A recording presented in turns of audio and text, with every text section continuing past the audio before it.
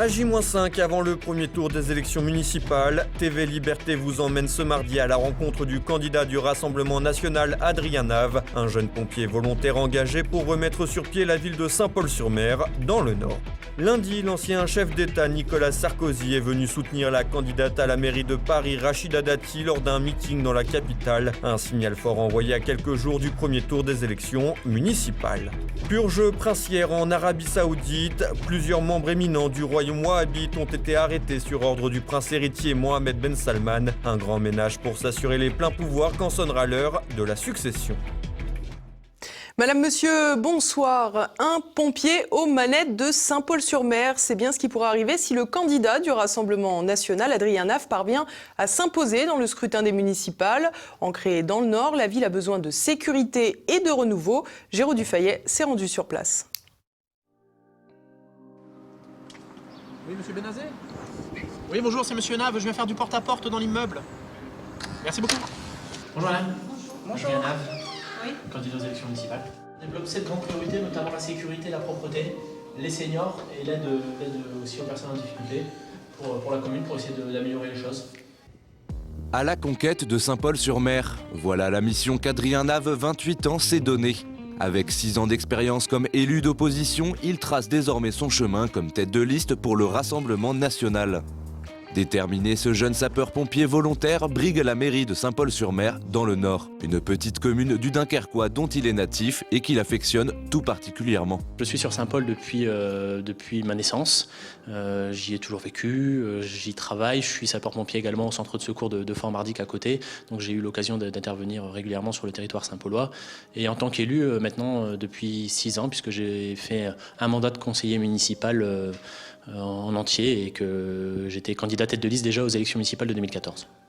La fonction de maire, c'est une fonction de proximité, c'est l'élu le plus essentiel dans le monde politique parce que c'est celui qui va régler au quotidien le problème des habitants, c'est celui qui doit être sur le terrain sans cesse pour faire remonter aussi bien au niveau des élus nationaux les problématiques que de répondre aux différents problèmes de la population en termes de sécurité, de propreté et des différentes affaires de la vie communale.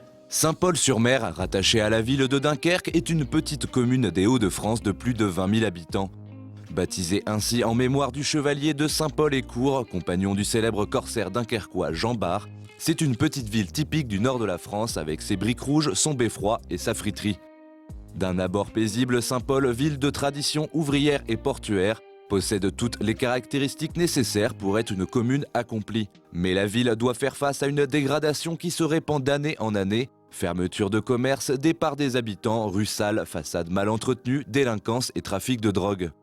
Adrien Nave compte capitaliser sur le travail mené depuis 2014 au conseil municipal pour convaincre avec un programme qui tente de répondre aux difficultés que traverse la ville. Les 7 priorités, c'est l'aide au commerce, la fiscalité, la sécurité, la propreté, les animations et les seniors. On compte renforcer très fortement les moyens pour la propreté, aussi bien en moyens en personnel que les moyens en termes de communication. On va demander le renforcement des effectifs de la police nationale, on va renforcer les effectifs de la police municipale et on va doubler le nombre de caméras de vidéoprotection. Saint-Paul-sur-Mer est une terre de musique et donc nous mettrons en place un festival de musique, un festival de tambour, puisque Saint-Paul-sur-Mer, avec le carnaval de Dunkerque, le carnaval de Saint-Paul, est très touché par la musique, très touché par les traditions des tambours. La dernière grande mesure, c'est la mise en place d'un plan résurrection. Le plan résurrection de la rue de la République, qui est l'artère principale de la ville, mais plus généralement de la ville de Saint-Paul-sur-Mer, puisque nous allons donner des aides aussi bien aux particuliers qu'aux commerces pour qu'ils puissent rénover leurs devantures de façade. Nous allons également baisser la fiscalité des commerçants et des particuliers et nous allons, comme je le disais tout à l'heure, mettre plus d'animation dans la commune parce qu'une commune animée, propre et sécurisée, c'est une commune attractive. À l'instar de nombreuses villes de notre pays, l'un des problèmes les plus préoccupants reste la délinquance qui sévit dans différents quartiers de la commune. Laissés sans surveillance, ces quartiers voient prospérer cambriolage, dégradation et trafic de drogue. Il y a eu énormément de cambriolage, un peu partout dans la commune d'ailleurs. Aussi parce que le choix de la municipalité, ça a été d'installer de la vidéoprotection seulement sur les bâtiments municipaux. Donc tous les complexes sportifs, toutes les salles de sport, la mairie. Là, il y a de la caméra de vidéoprotection, mais dans les quartiers, il n'y en a pas. D'accord. Donc on a beau se promener, il n'y a pas de vidéoprotection sur des mâts, par exemple, sur des piquets. Donc Donc chacun fait ce qu'il veut. Quand il fait un peu noir, on arrive ici par exemple, il n'y a plus de lumière. Aux dernières élections municipales, la liste du RN, déjà portée par Adrien Nave, a remporté près de 20% des voix. Mais le jeune candidat peut compter sur des électeurs de plus en plus nombreux à se tourner vers le Parti patriote, lassé de l'errance politique et du clientélisme qui entrave un véritable changement. Je n'étais pas avant tout à fait dans le sens du Front National, mais je pense qu'il a évolué dans le bon sens et que pour avoir un changement radical et profond, eh bien, même si on pourrait éventuellement prendre quelques risques, je ne pense que ce sera toujours positif. Pourquoi les gens vont tous voter Front National? Parce que c'est le dernier parti politique qui dit la vérité. Je vais voter pour le Front National parce que j'espère un changement radical. Si le discours du défi Saint-Paulois, la liste d'Adrien Nave fait écho auprès de nombreux habitants, son principal rival reste le maire sortant Jean-Pierre Clic, annoncé comme favori par les journaux locaux. Pour autant, ce dernier n'a jamais été élu par les habitants. En effet, il a succédé en 2017 à Christian Hutin, parti rejoindre l'Assemblée nationale après les législatives. Adrien Nave a donc de nombreuses cartes en main pour l'emporter. Reste à convaincre les plus réticents avant le 15 mars prochain, premier tour des élections. Rachida Dati met toutes ses forces dans la dernière ligne droite. À moins d'une semaine du premier tour des élections municipales, la candidate Les Républicains pour la mairie de Paris a reçu le soutien de figures du parti et notamment celle de Nicolas Sarkozy, une union sacrée qui redonne espoir à la droite parisienne. Thibaut Bastide. C'est un soutien de poids qu'a reçu Rachida Dati lundi lors de son dernier meeting avant le premier tour des élections municipales. La candidate à la mairie de Paris a réuni 900 personnes. Restrictions liées au coronavirus obligent dans la salle Gaveau dans le 8e arrondissement de la capitale. 900 partisans de Rachida Dati ont donc bravé le danger dans un seul but, voir Nicolas Sarkozy. En effet, l'ancien chef d'État, qui jouit toujours d'une grande popularité auprès des sympathisants LR, était présent aux côtés de son ancien ministre pour lui apporter son soutien dans la course à la mairie. Preuve de l'attente, les acclamations ont redoublé lors de son arrivée sur la scène, là où il avait fêté sa victoire en 2007. Outre Nicolas Sarkozy, Rachida Dati a pu également compter sur le soutien, entre autres, de Gérard Larcher, le président du Sénat, Bruno Retailleau, patron des élus LR au Palais du Luxembourg, mais aussi Christian Jacob, aujourd'hui à la tête du parti. Jean-François Copé, le maire de Meaux et ancien ministre du Budget, ainsi qu'Henri Guénaud, ancienne plume de Nicolas Sarkozy, ont aussi fait le déplacement. Une union sacrée des forces vives du parti comme un symbole et un retour en arrière victorieux 13 ans plus tôt. De quoi redonner de la force, de l'envie et surtout de l'optimisme à 5 jours du premier tour des élections municipales. En effet, en rassemblant toutes ces têtes d'affiche, Rachida Dati a réussi un gros coup, celui de faire oublier les divisions qui règnent au sein des Républicains ayant précipité la chute du parti lors des derniers scrutins présidentiels et européens. Un blason redoré, des flèches envoyées ouvertement à ses adversaires sans jamais les nommer. D'une part, Anne Hidalgo, symbole aux yeux de Rachida Dati de l'idéologie, du dogmatisme et du sectarisme. De l'autre, Agnès Buzyn, incarnant le vide et l'incompétence. Au-delà des pics, le maire du 7e arrondissement a également détaillé son programme tourné vers la sécurité et la propreté. Un programme qui, semble-t-il, fait mouche et redonne espoir à la droite parisienne, éloignée de la mairie centrale depuis 2001. Rachida Dati a donc mis toutes les cartes de son côté pour faire pencher la balance parisienne, avant certainement d'enfoncer le clou ce mardi soir lors du dernier débat télévisé, organisé en présence des principaux candidats avant le scrutin de dimanche.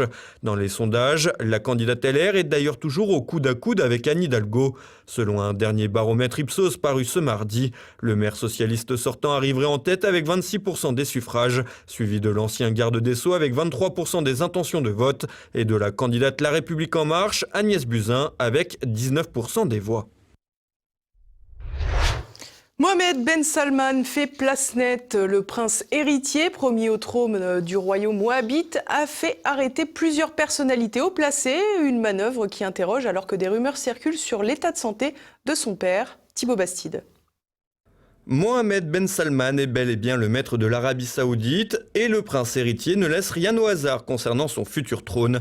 Vendredi dernier, plusieurs membres éminents de la dynastie des Al Saoud ont été arrêtés. Parmi eux, Ahmed Ben Abdelaziz, le dernier frère vivant du roi Salman, notoirement critique à l'égard de celui que l'on surnomme MBS, ainsi que l'ancien prince héritier Mohamed Ben Nayef, qui vit en résidence surveillée depuis qu'il a été écarté de la succession en 2017, et un de ses frères, Nawaf Ben Nayef.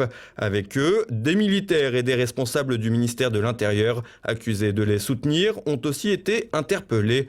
Tous ont été arrêtés sous prétexte d'avoir comploté pour renverser le puissant prince héritier. Un grand ménage de printemps qui interpelle à plusieurs égards et notamment sur la succession à venir à court ou à moyen terme. En effet, si certaines sources affirment que le roi Salman se porte bien, il est pourtant de notoriété publique que son état de santé n'est pas au beau fixe. Pour résumer, un vieux roi reste en place et son jeune fils de 34 ans est en train de réaliser une deuxième purge, après celle de novembre 2017, pour s'assurer les pleins pouvoirs quand arrivera l'heure de la succession. Selon Pierre Conessa, ancien haut fonctionnaire au ministère de la Défense et auteur de Dr Saoud et Mr Djihad, la manœuvre est néanmoins plus complexe à analyser. N'oubliez pas qu'une de ses actions premières a été d'enfermer tous ses petits camarades de jeu dans l'hôtel Ritz et de leur récupérer entre 60 et 100 milliards. Donc il a certainement fâché autour de lui des princes extrêmement puissants qui vivaient du système saoudien de commission, de corruption, etc. Donc expliquer aujourd'hui ces arrestations en fonction de la personnalité des gens est un peu difficile. Il est certain qu'en tout cas il a ciblé des très proches et que vous avez raison, il y a une partie qui est de la consolidation de son pouvoir. L'autre partie, c'est quelles sont les menaces qui le guettent aujourd'hui et qu'on ne peut pas aujourd'hui identifier précisément. En commanditant l'arrestation de personnalités très haut placées dans le régime, MBS assure que si son père meurt, il n'y aura d'autre choix que de le nommer roi dans un système où c'est la famille qui nomme le successeur. Une place nette faite autour de lui qui témoigne d'une possible urgence ressentie par MBS, celle de monter sur le trône avant novembre, c'est-à-dire avant le G20 de Riyad et avant les élections américaines qui pourraient rebattre sensiblement les cartes de l'alliance avec la Maison Blanche, mais aussi avant que l'effondrement des prix du pétrole ne réduisent encore plus ses marges de manœuvre, car l'Arabie Saoudite traverse actuellement une crise politico-économique de première importance, mise en lumière notamment par la baisse du cours du pétrole en raison du coronavirus et du manque d'entente avec l'OPEP. Si Mohamed Ben Salman peut jouir d'une image de réformateur laissant entrevoir une possible ouverture de l'Arabie Saoudite, selon des critères très occidentaux, elle peut néanmoins lui jouer des tours auprès d'une large partie de la société saoudienne. Il joue effectivement sur la jeunesse en donnant, si vous voulez, des espèces de divertissement. On est dans des micro-fissures, si vous voulez, de la tradition saoudienne. Est-ce que ces micro-fissures vont aboutir à une faille et avoir éventuellement donc se lever des gens qui sont totalement opposés à ça? Je ne peux pas le savoir. Il est certain que sur les réseaux sociaux, il y a quand même un certain nombre de religieux qui s'opposent à cette politique. Or, il y a deux types de religieux qui s'opposent à cette politique. Il y a évidemment ceux qui sont les plus traditionalistes, qui sont choqués par toutes ces mesures qu'on considère, nous, comme modernistes. Et puis il y a une autre partie aussi qui s'appelle la Sarwa, c'est-à-dire des religieux qui pensent qu'il faut une monarchie constitutionnelle. Bon. Pour le moment, il a surtout fait arrêter des gens de la Sarwa, c'est-à-dire des gens qui sont pour une adaptation de son pouvoir. Donc on ne sait pas aujourd'hui quelles sont les tensions internes à la société saoudienne. Et son image, on peut très bien dire qu'elle est très bonne chez les jeunes. Encore que j'ai aucun moyen, il n'y a pas d'institut de sondage en Arabie Saoudite. Parce que dans les écoles coraniques, si vous voulez, je ne suis pas sûr que son image soit très bonne. Donc aujourd'hui, on est dans le flou et on a toujours été dans le flou. C'est-à-dire que on a, vis-à-vis de ce pays, si vous voulez, une absence très importante d'information et surtout d'analyse. Mon livre sur la diplomatie religieuse de l'Arabie Saoudite est le premier livre sur la diplomatie religieuse de l'Arabie Saoudite. Ça veut dire que pendant des années, les universitaires et les diplomates se sont refusés à examiner ce qui est la cause de la diffusion du salafisme sur la planète. Et là, je termine une étude sur le lobby saoudien en France, et vous remarquerez qu'effectivement, aujourd'hui, l'affaire Khashoggi est enterrée. Il n'y a pas que les morceaux du cadavre. Plus personne ne parle de ça. Un flou interne et des questions à l'international. En effet, certaines actions et décisions politiques de MBS ont choqué, et notamment l'assassinat, même indirectement ordonné, du journaliste saoudien Jamal Khashoggi dans les murs du consulat d'Arabie Saoudite à Istanbul en octobre 2018.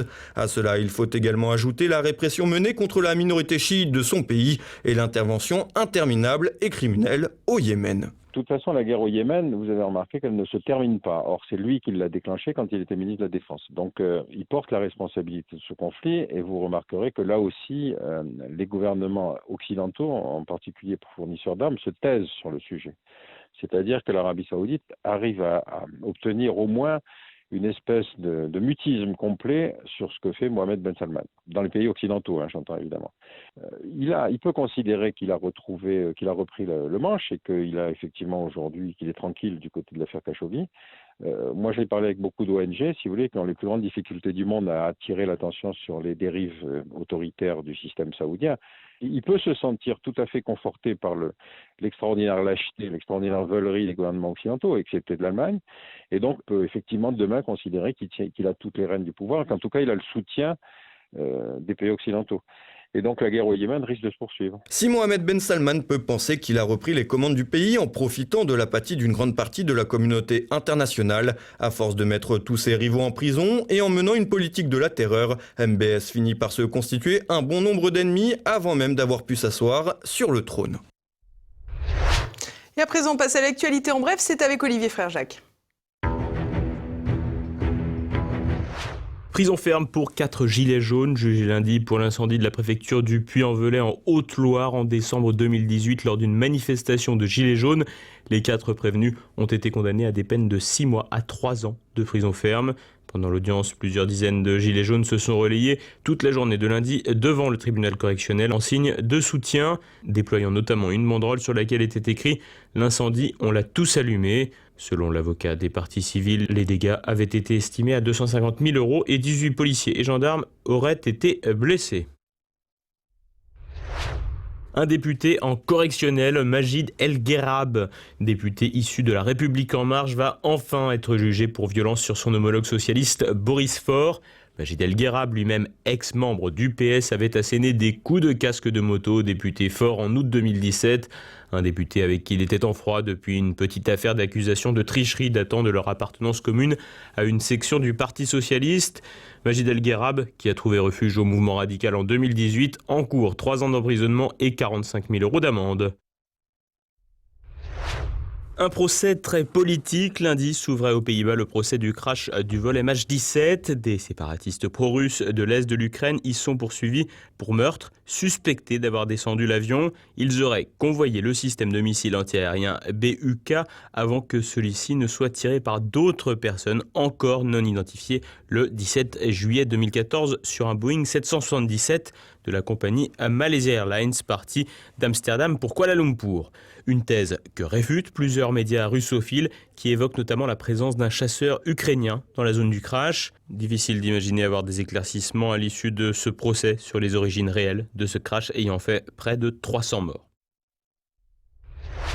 L'Autriche déploie plus de 2000 unités pour préserver ses frontières. En tout, il s'agirait de 2200 soldats qui vont être mobilisés selon le ministre de la Défense conservateur Claudia Tanner. Le gouvernement d'Alliance écolo-conservatrice explique avoir tiré les leçons de la crise de 2015 et n'entend laisser passer aucun migrant.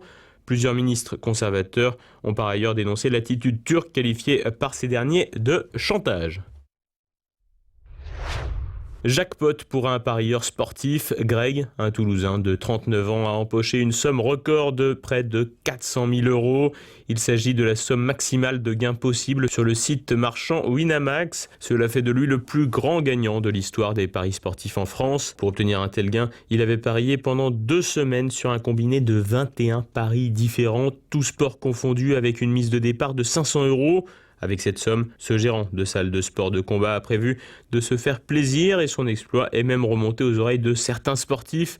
Le champion de biathlon Martin Fourcade lui a d'ailleurs proposé de fêter ça avec lui la semaine prochaine lors de la Coupe du Monde de biathlon à Oslo, en Norvège. Et voilà, on approche de la fin de cette édition. Dans un instant, notre Zoom du jour. Le président fondateur de la Ligue du Midi, Richard Roudier, fait le point sur l'avenir du mouvement identitaire en France. De la période de la galette des rois, qui est quand même maintenant un peu dépassée, pour faire une tournée des principales villes d'Occitanie et des villes moyennes. J'ai vu entre 300 et 400 adhérents de la Ligue du Midi. J'étais à Alès il y a une semaine. J'étais devant une trentaine d'adhérents, ce qui pour Alès, qui est une petite ville perdue au fin fond des Cévennes, n'est pas si mal que ça.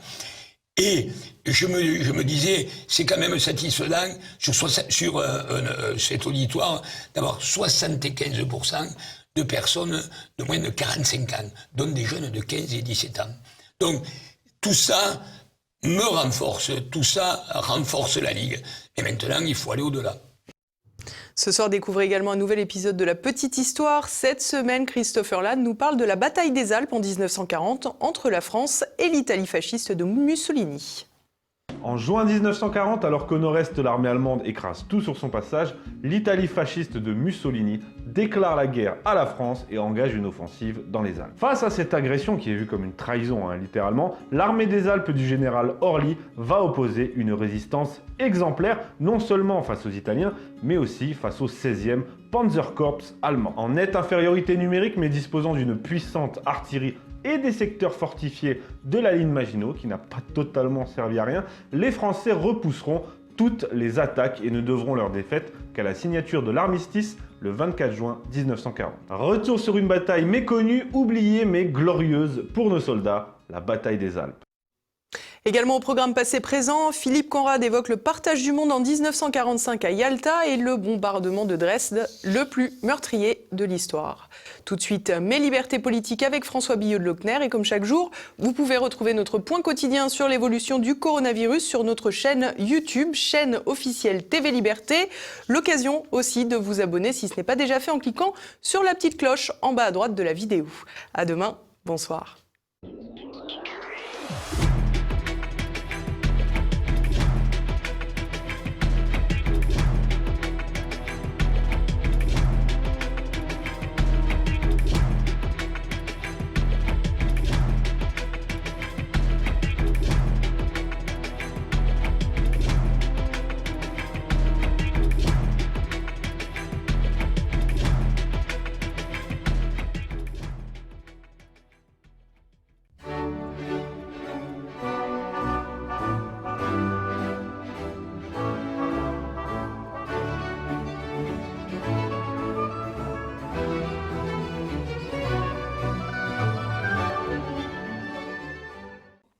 Le califat.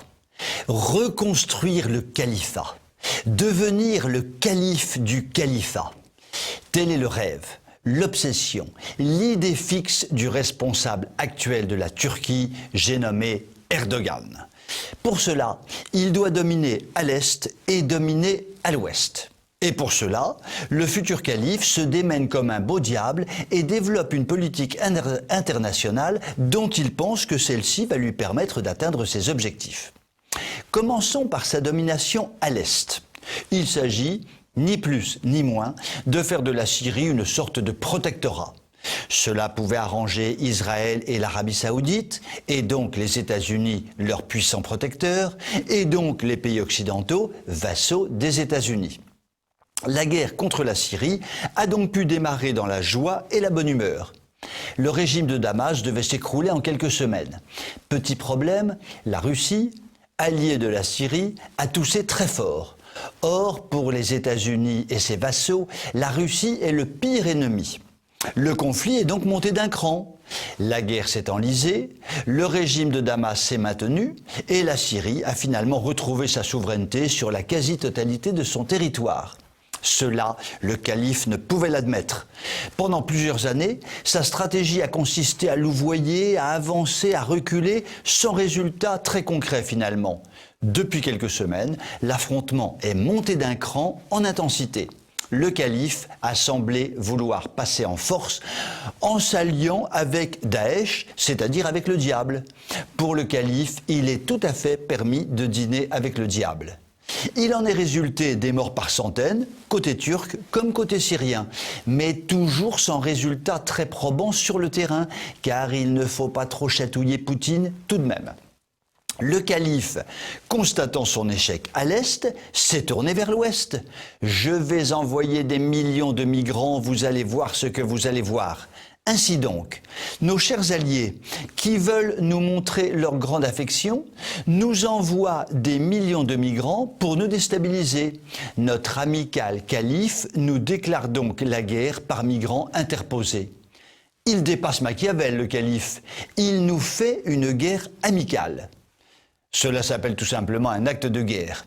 Il est vrai que nous l'avons cherché, cette invasion, puisque l'Europe se fait une fierté d'avoir des passoires en guise de frontières et qu'il y a déjà belle lurette que les immigrants envahisseurs circulent allègrement en Europe sans le moindre contrôle, sans parler de tous ceux qui ne rêvent que d'une chose, à savoir faire de l'Asie mineure une Europe majeure. Cela dit, tout cela commence à nous courir sur le haricot, comme le disait impérialement le général de Gaulle quand il avait une poussée d'adrénaline. Car enfin, nous sommes amis des Turcs, c'est entendu, puisque l'Occident le décrète. Mais nos amis font envahir leur voisin grec qui est notre allié et ami. Au secours, à l'aide aux fous.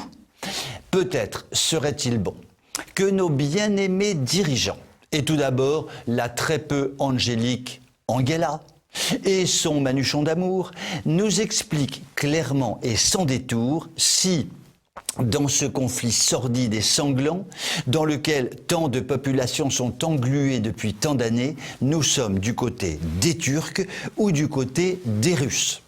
En clair, du côté de ceux qui nous envahissent et veulent nous coloniser, ou du côté de ceux qui restent pour l'Europe une sorte de bouclier. En ce qui me concerne, le choix est déjà fait, mais je ne suis pas sûr à 100% que mon avis sera suivi des faits. Vous pouvez m'écrire si vous le voulez. À très bientôt.